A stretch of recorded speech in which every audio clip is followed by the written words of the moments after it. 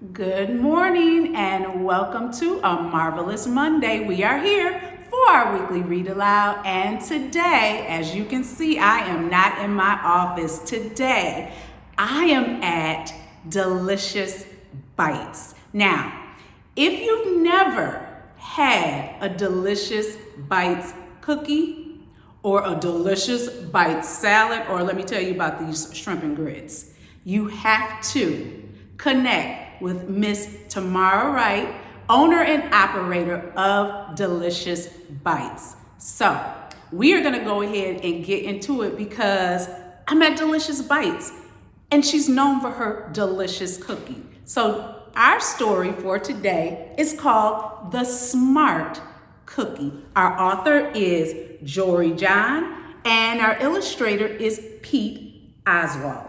The Smart Cookie. Here we go.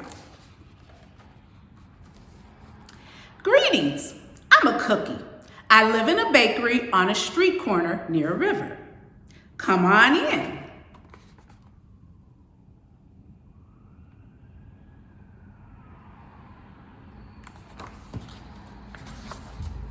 Welcome to our little community. It's a warm and supportive place to spend some time. Pretty fantastic, huh?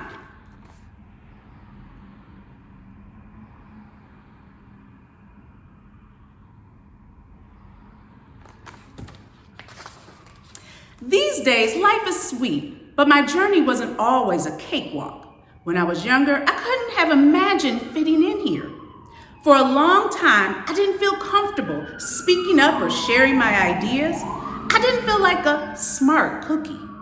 I wanted to be a cookie who knew all the answers, a cookie who felt confident in a group, a cookie who said, aha, when solving a puzzle, like, aha.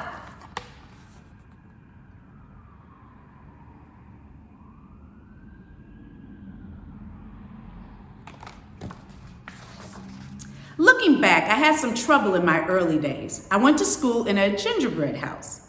Our teacher, Mrs. Biscotta, was kind and patient. When I arrived each morning, she'd wave at me and smile. But I didn't get the best grades, and I never raised my hand because I couldn't think of the answers as fast as the others. And I was the last to finish most tests.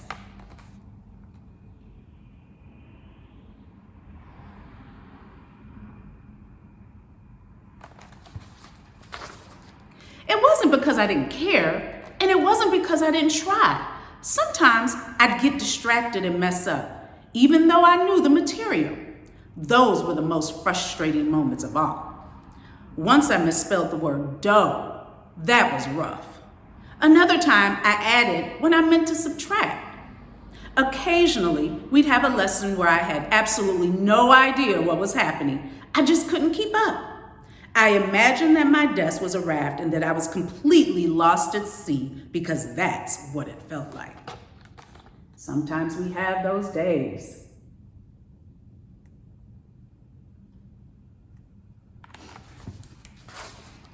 At night, I slept in a cookie jar. I had about 6 dozen roommates. Move, you move, hey, you move.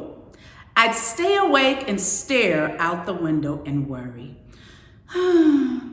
And it went this way day after day after day. But then something happened that changed everything.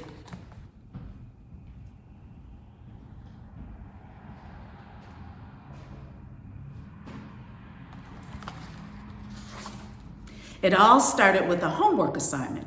Miss Biscotti requested our attention one afternoon. Tonight, I would like you to create something completely original, she announced. It can be anything you want. Please bring it to class tomorrow. That was it. There was no further instructions. Miss Biscotti winked at me as I gathered my belongings. I felt like I had a million butterflies in my stomach. Create anything? Something original? Due tomorrow?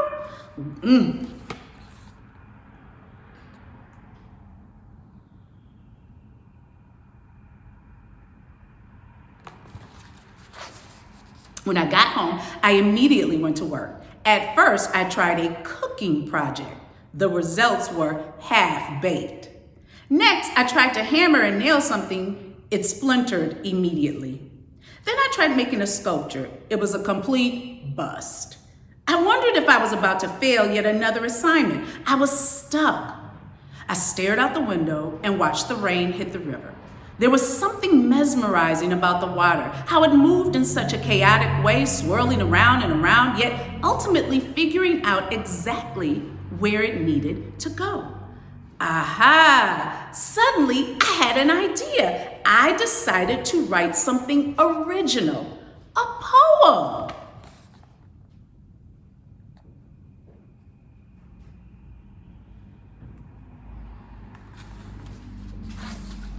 I came up with the title based on how I'd been feeling, my crummy days. After that, the rest of it seemed to fall right into place. I wrote and I wrote. I lost track of time. An hour went by in a flash. Aha, I said when I finished. I couldn't sleep that night, but it wasn't because I was worried. It was because I was excited. I felt like I had really accomplished something. I felt smart.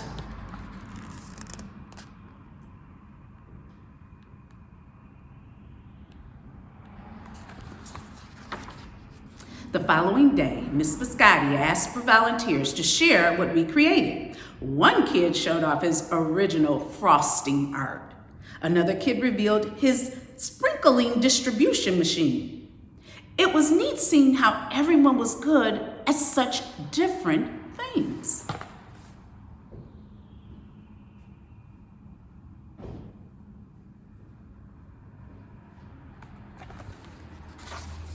Finally, Miss Biscotti turned to me. Would you like to share anything, she asked. Whoop, I gulped. I thought I'd probably crumble under the pressure. But I made my way to the front of the classroom. I noticed my hands were shaking. My mouth went dry.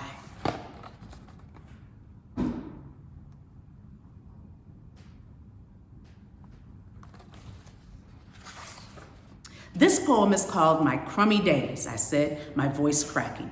And then I read it out loud. As I spoke, I noticed some kids nodding at certain lines. Other kids laughed at parts that were supposed to be funny. As I built toward the finale, I felt myself becoming more confident and animated. And in the end, everybody clapped and cheered. I promise you this, I'll never, ever forget it. Miss Biscotti was beaming. No one but you could have written that poem, she said. It was completely original.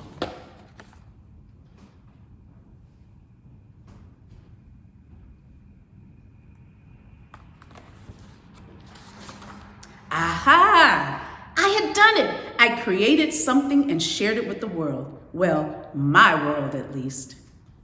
The rest of the day was a blur. By recess, I was already planning my next poem. I would call it My Sweet Morning. Aha, I thought when I came up with the title. Later that afternoon, Miss Biscotti handed me a note. It said that I should keep on writing no matter what. That meant so much to me.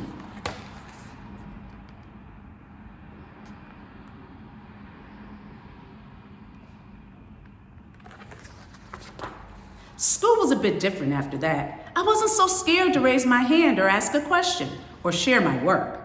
Sure, some things still don't come as easily for me as they do for others.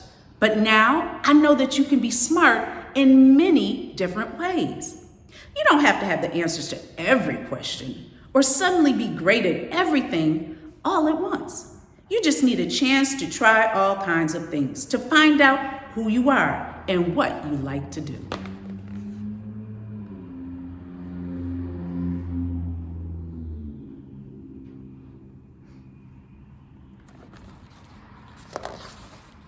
As for me, I learned that I can write and I can think of great ideas. And I've found plenty of other things I'm good at too. I no longer feel lost at sea. It's more like floating down a river. And the best part is, there's always more to learn because we're all smart cookies.